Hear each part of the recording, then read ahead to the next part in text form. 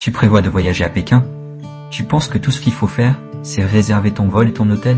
Détrompe-toi, beaucoup de touristes étrangers arrivent ici et se retrouvent à rencontrer des difficultés comme des trajets épuisants en métro, des restaurants décevants, des billets introuvables pour les attractions, des hôtels qui refusent les étrangers.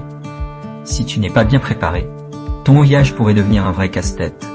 Mais pas de panique, aujourd'hui je vais te donner quelques astuces pour éviter ces pièges et profiter pleinement de ton séjour à Pékin. Commençons par la nourriture. Bien sûr, tu veux goûter le fameux canard laqué, mais attention, beaucoup de touristes tombent dans le piège des restaurants touristiques. Ils sont très connus, mais la qualité n'est plus ce qu'elle était. Souvent ils préparent le canard à l'avance, puis simplement le réchauffent. Pour avoir un vrai, il est préférable d'aller dans des restaurants où des locaux mangent et le chef découpe le canard devant toi.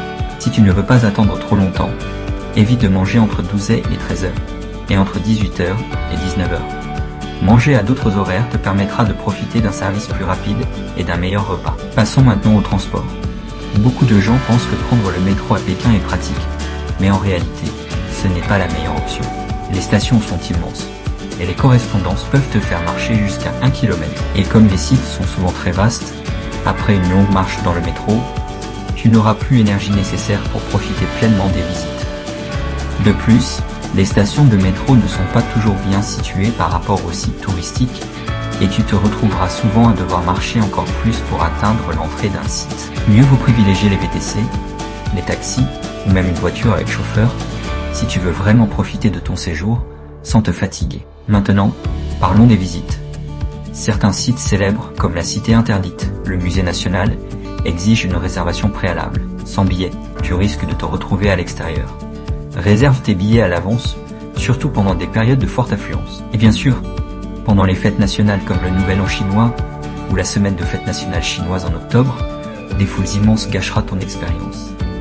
Si tu préfères ta visite moins fréquentée, voyager en Chine dehors de la saison des vacances chinoises.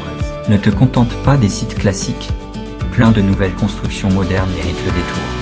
Ces endroits te permettront de découvrir une autre facette de Pékin, plus contemporaine. En ce qui concerne l'hébergement, essayez de choisir un logement nouvellement construit dans les 5 ans ou rénové dans les 3 ans. Après période d'épidémie, de nombreuses anciennes chaînes hôtelières étrangères ont changé de propriétaire. Leur gestion et services ne sont pas aussi bons qu'avant. Cependant, avant de faire une réservation, vous devez d'abord vérifier si l'hôtel est qualifié pour recevoir des touristes étrangers. De nombreux hôtels locaux ne sont pas permis d'accueillir des étrangers. Après avoir choisi un hôtel, veillez à ce que la chambre que vous choisissez dispose de fenêtres. De nombreux hôtels proposent des chambres bon marché sans fenêtres et des chambres fumeurs. L'expérience dans ces chambres est médiocre. En ce qui concerne l'emplacement de l'hôtel, plus il est proche du centre-ville et de la vieille ville, mieux c'est. Il est également acceptable de choisir un hôtel à proximité d'un centre commercial de banlieue avec des transports pratiques. Enfin, parlons de l'importance de prendre un guide. Beaucoup de touristes pensent qu'ils débrouiller avec des applications et des guides en ligne.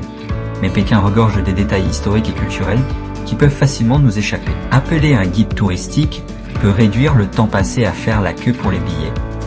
Vous recommander des restaurants locaux authentiques, vous aider à éviter les vendeurs qui vous suivent, vous rappeler de faire attention à vos finances dans les endroits où il y a beaucoup de voleurs, et vous indiquer quand choisir l'itinéraire à emprunter pour obtenir les plus belles vues lors de l'ascension de la Grande Muraille.